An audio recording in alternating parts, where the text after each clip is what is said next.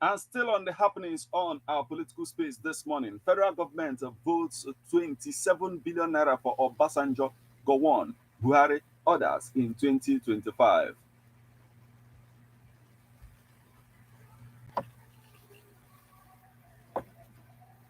The federal government has allocated a sum of 27 billion naira for the entitlements of former president, vice presidents, heads of states, chief of staff, retired heads of service, and professors of professors in the 2025 fiscal year. Investigations by newsmen have revealed beneficiaries of this allocation include former President Olusegun Obasanjo, Goodluck Jonathan, and Muhammadu Buhari, alongside ex-vice presidents Atiku Abubakar, Namadi Sambo, and Professor Yemi Osibanjo. Others expected to benefit are ex-military heads of state, General Yakubu Gowon, retired, and General Abu Salami Abubakar, retired, as well as former military president Ibrahim Babangida and retired chief of general staff Commodore Ebitu Ikwe.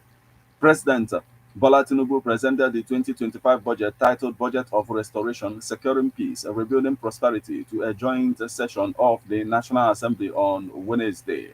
The ambitious 49.70 trillion naira spending plan emphasizes defense, infrastructure, and human capital development with a projected 13.39 trillion naira deficit to be financed through borrowing. While addressing the lawmakers, Tinubu reaffirmed his administration's resolve to strengthen national security and overhaul critical infrastructure. According to the appropriation bill documents obtained by newsmen, the federal government earmarked 1.4 trillion naira for pensions, gratuities, and retirees' benefits. Of the sum, 2.3 billion naira is designated for former presidents, heads of state and vice presidents, while retired heads of service and permanent secretaries would receive 10.5 billion naira. Retired professors in universities are set to receive 13.5 billion naira, and retired heads of government agencies and parastatals will get 1 billion naira, bringing the total to 27 billion naira.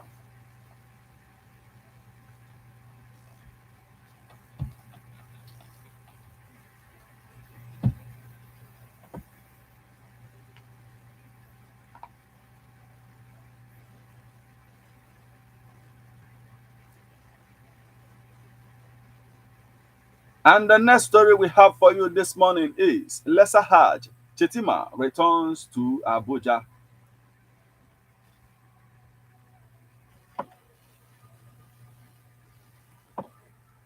Vice President Kashim Chetima on Friday returned to Abuja after performing the Lesser Hajj Umrah at the Holy Mosque of Makkah, Masajid Al Haram in Saudi Arabia. Mr. Stanley Nkwacha, Senior Special Assistant to the President on Media and Communications Office of the Vice President, made this known in a statement in Abuja. Nkwacha stated that during the Vice President's visit to the holy site, he offered prayers for Nigeria's peace and stability. He also said that Chetima's supplications included the prayers for Nigeria's leadership from the federal to the local government levels. Our prayer is for peace to prevail in our land. May Allah grant our land peace and social harmony, Shetima prayed. Nkwacha said that prior to his spiritual journey, Shetima had represented President Bola Tinubu at the inauguration of a $315 million oil production and storage facility owned by Oriental Energy Limited in Dubai, United Arab Emirates.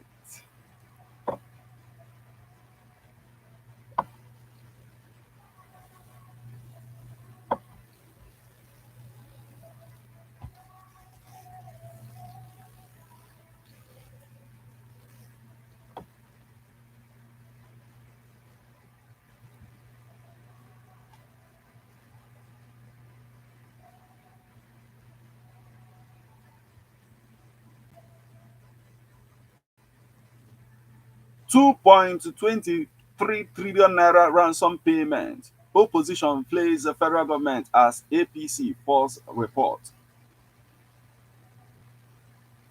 This is the next story we have for you on this particular edition of Political Views on Airborne at the 103.5 FM. But we'll go for a short break right now. When we come back, we'll continue on that particular story. Please stay with us. 21st century is gone. When you have everyone at the 103.5 FM here, what are you celebrating today? Birthdays, wedding anniversary, traditional wedding, chieftaincy conferment, or fala, etc. Approach everyone at the 103.5 FM OGIDI today to document your event. Everyone at the 103.5 FM offers you live coverage of your events on radio and social media, video and photo coverages feature on magazines, photo books, and others, news coverage of political and other events. Take this offer and receive a complete coverage. For more information, call or WhatsApp 08065796599, or you visit Ebon at the 103.5 FM Ogidi opposite Omunike Boys inside European Residency Hotel Ogidi.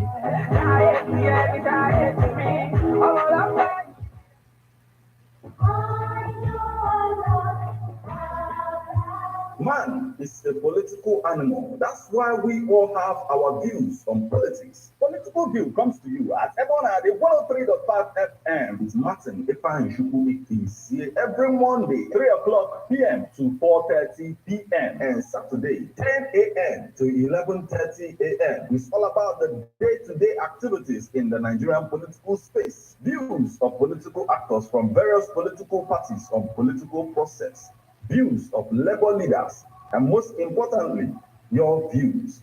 Views of the common Nigerian. Tune in to everyone at the 103.5 FM, or you join online via mixlr.com/gistfm every Monday and Saturday. What are your political views? Keep a date.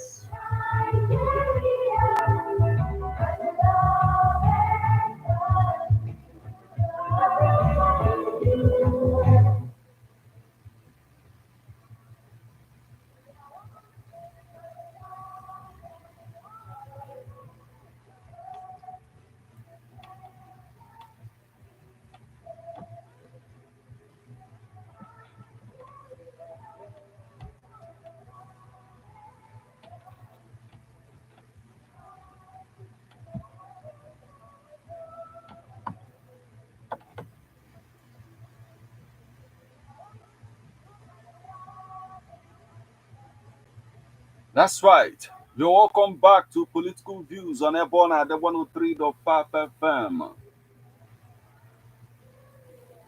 Remember that you can become part of the conversation by sending your reactions via SMS or WhatsApp messages on 08065796599. You can as well send SMS on 08138397740 or 08139256742. And the next story we have for you on this particular edition is a 2.23 trillion naira ransom payment. Opposition plays the federal government as APC false report.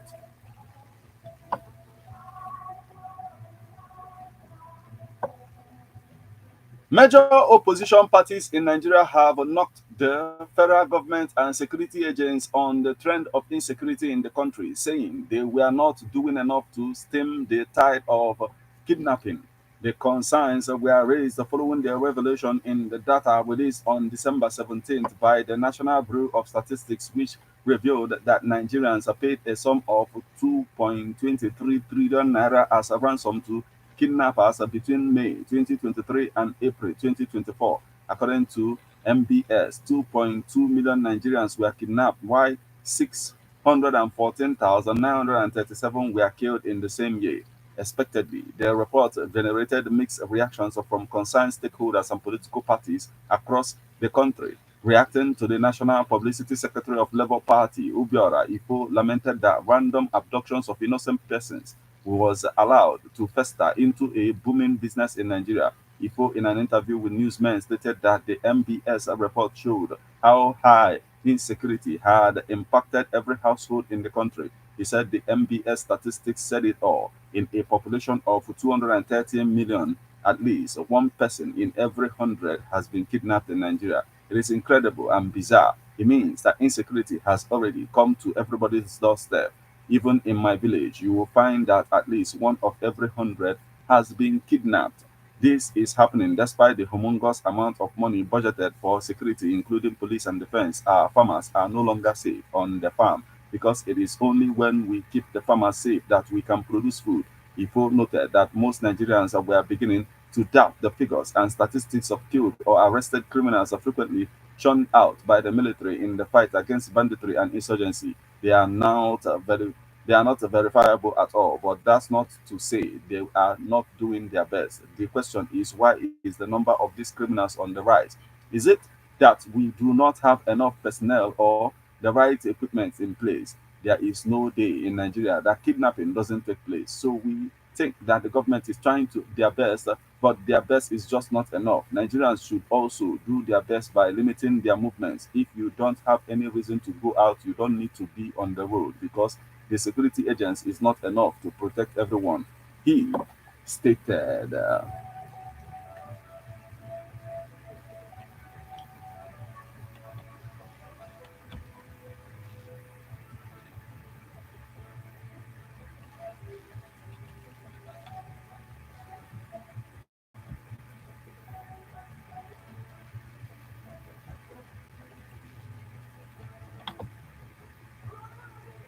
And still on the happenings on our political space this morning, alleged defamation. P2B pledges to fulfill bail conditions for Farotimi.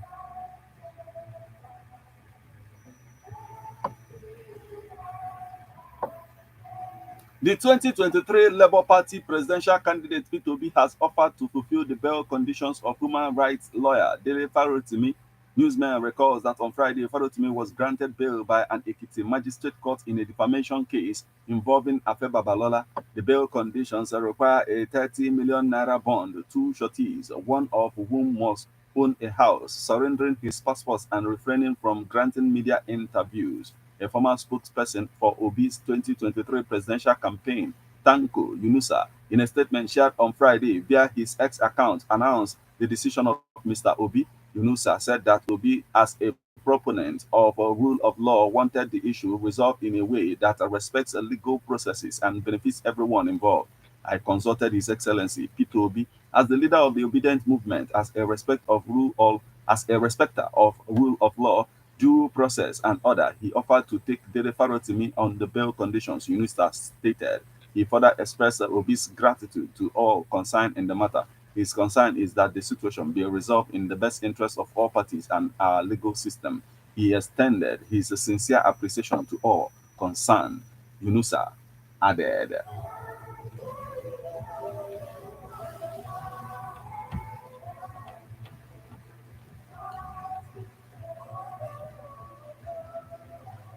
Now, the next story we have for you this morning is OT approves 250,000 naira monthly package for Abia traditional rulers.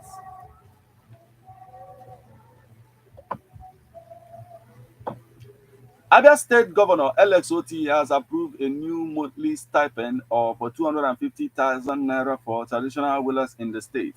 The chairman, Abia State Council of Traditional Rulers, Eze Linus Nto Mba, made the disclosure in an appreciation message to the governor on Saturday. Mba, who spoke on behalf of principal officers and entire members of the Traditional Rulers Council, said that the payment of the monthly package will commence in December 2024. He explained that the 250,000 naira monthly stipend is different from the 150,000 naira Christmas package which OT recently approved for over 500 traditional rulers in other states. The council expresses gratitude that the governor would, from this month of December 2024, begin to pay 250,000 naira monthly stipend to every Eze in Abia, except the traditional rulers in Aba South, who would receive an amount different from others, he said. Eze Mba said a cordial relationship is existing between the traditional institution and the governor, adding that past administrations in the state did not accord such respect to the monarchs.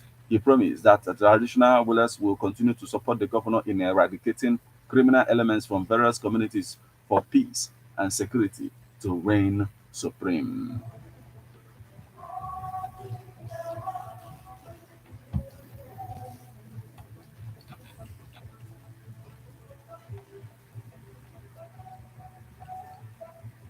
Now, still on our political space this morning, Senate passes 2025 budget for second reading, adjourned till January 14th.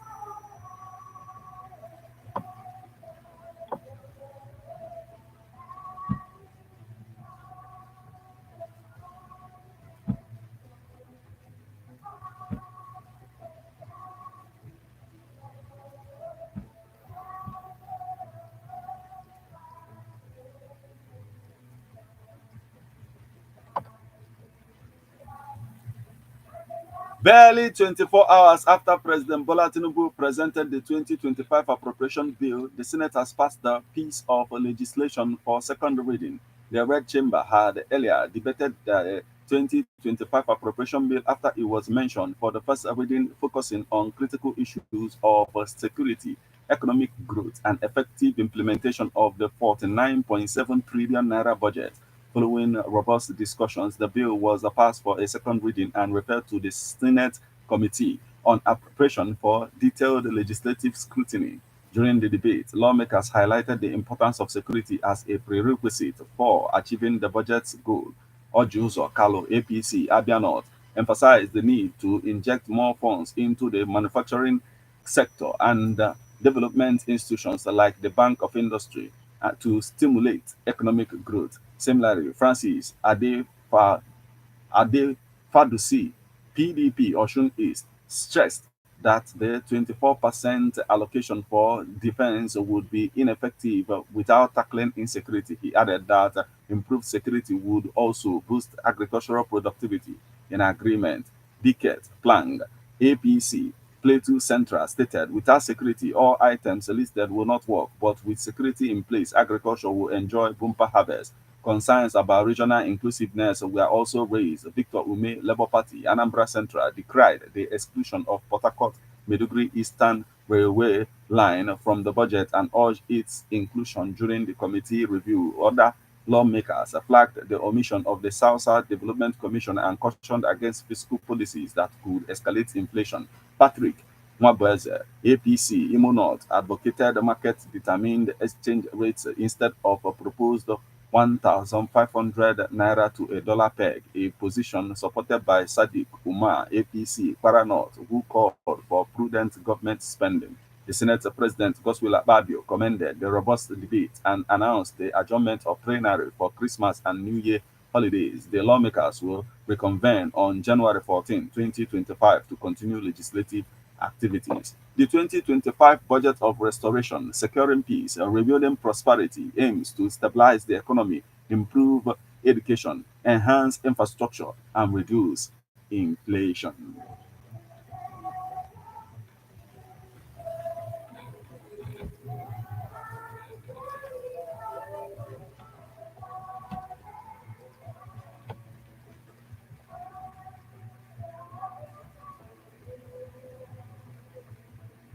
And the next story we have for you this morning, Emefele loses a warehouse built on 1.925 hectares to federal government.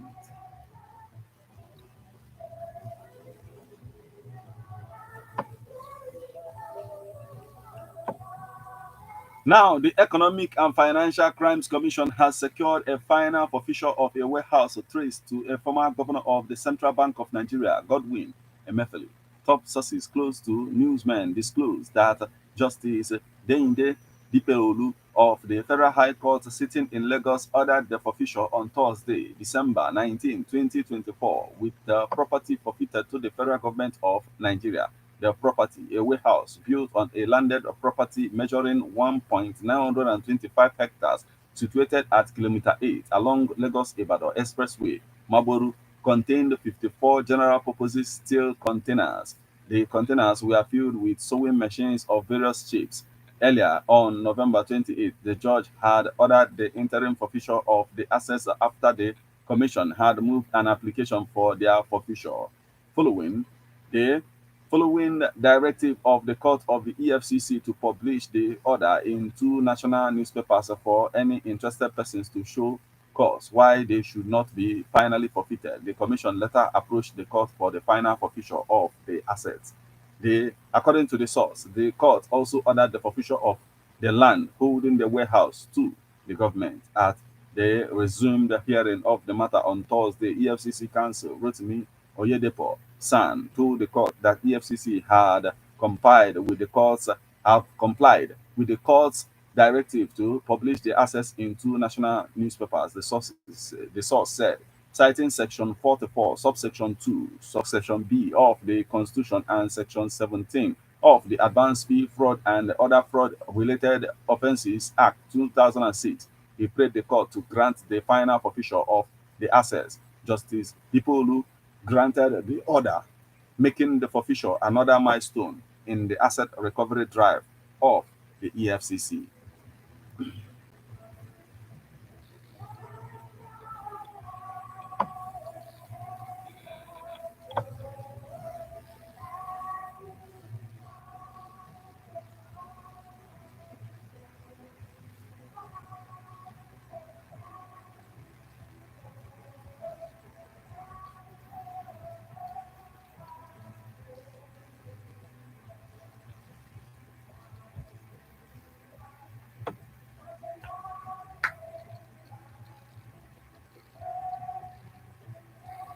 And still on our political space this morning, Wike uninterested in political gimmicks, says aide.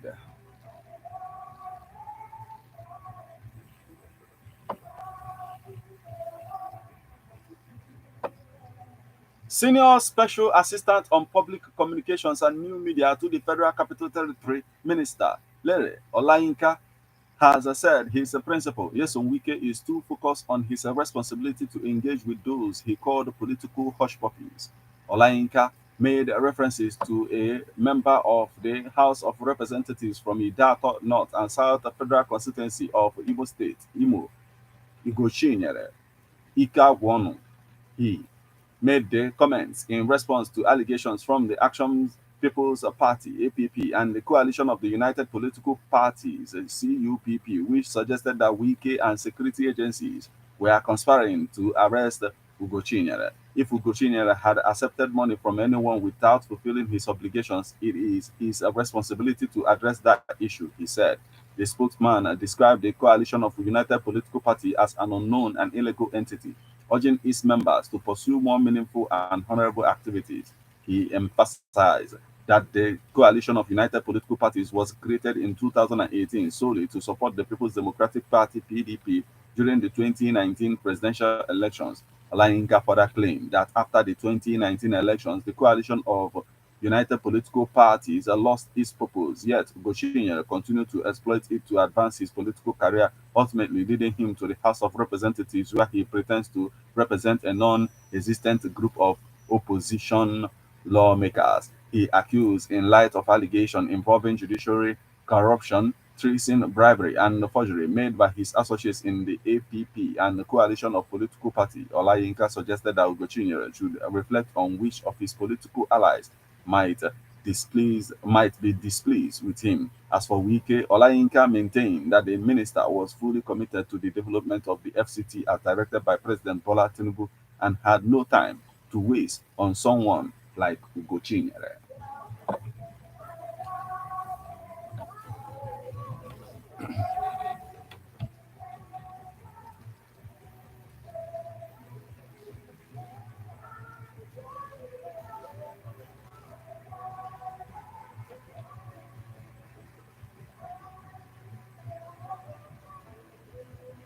The next story we have for you this morning is Yahaya Bello regains freedom.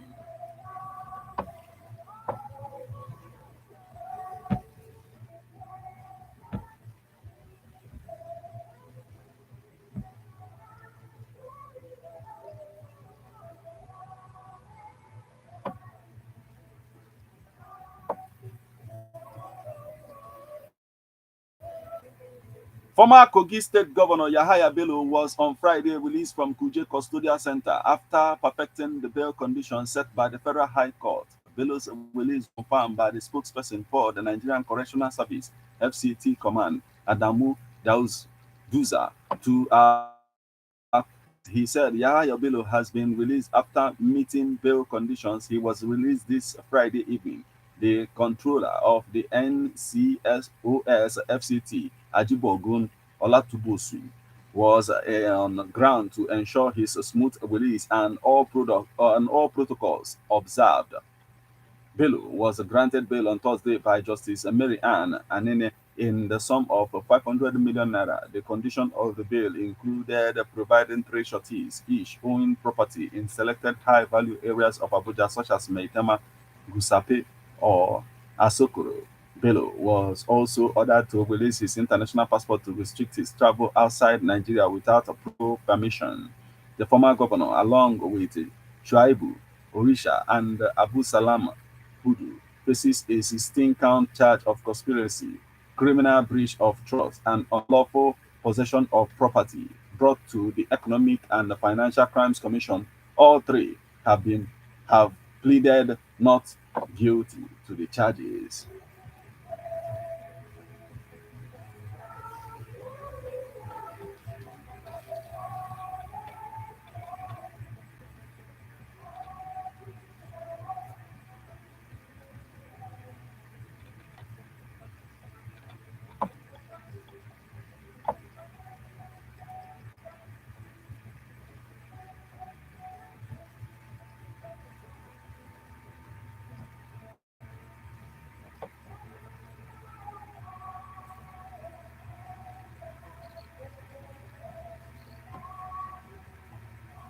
And the last story we have for you this morning, before you can call in and tell us what you think of all of this, is $20 billion extra required yearly to achieve 2027 economic target. Edun.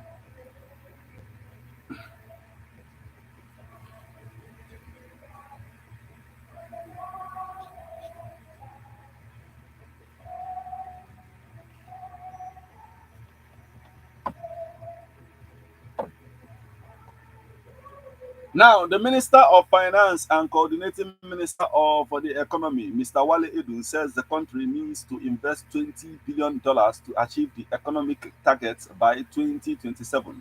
Edun said this during the citizens and stakeholders' engagement on the implementation of presidential priorities and the ministerial deliverables for the fourth quarter of the 2024 in Abuja on Friday. He said that the additional $20 billion per year was required to grow the economy by an average of 6.3% in the medium term. We need significantly more growth. An additional $20 billion is the target we need for social infrastructure to facilitate logistics for agriculture, he said. Edun said that the government will rely primarily on increased revenue to meet this ambitious target. He said that there was the need for a robust tax revenue framework to secure the necessary funding, adding that sustainable economic growth hinged on this strategy. To achieve this target and grow the economy, the government can only secure the funds from revenue. Tax revenue needs to be increased to reach the desired levels, he said. Edun said that controlling fiscal deficit and ensuring a stable exchange rate would boost investors' confidence. According to him, this will lead to more business activity in the country and increase tax revenue from those investments.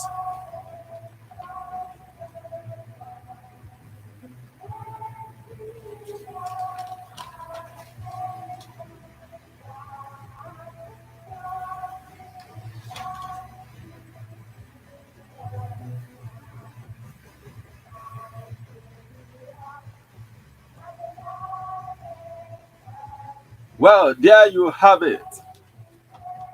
CBN, allows Bureau de change operators to buy up to $25,000 now.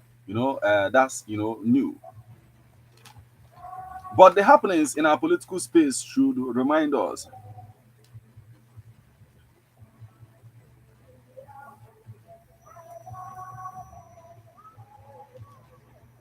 that in as much as that we talk about the political actors much, we too are caught up in these happenings at the end of the day.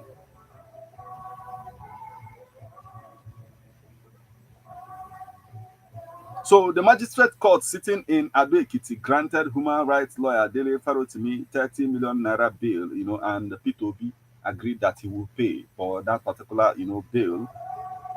In the alleged defamation case, you will remember that, it is because of a book, Dele Farotimi wrote about the judiciary in Nigeria, tagging them corrupt. A lot of things he said about them.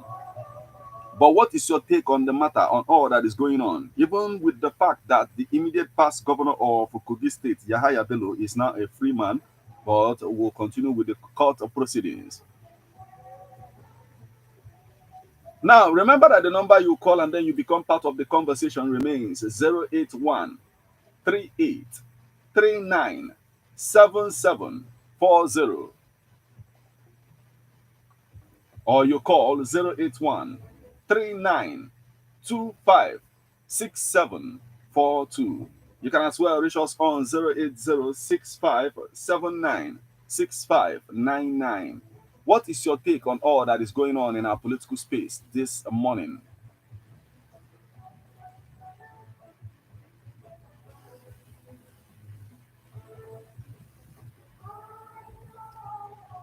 Now, let's hear from you. What is your take on the matter this morning? We have a lot of people who want to talk about this because it is affecting us. Let's talk about it now. Okay, keep the calls coming on 081 38 39 7740 or 081 39 25 6742. Sorry, okay, let's get this one first before we continue. Hello? Good morning. Yes, good morning, my brother. How are you doing? I'm the onion in the market. It's about onions from 500 naira. Okay, a good car. They will want to direct you with we invested in them. They are now killing off.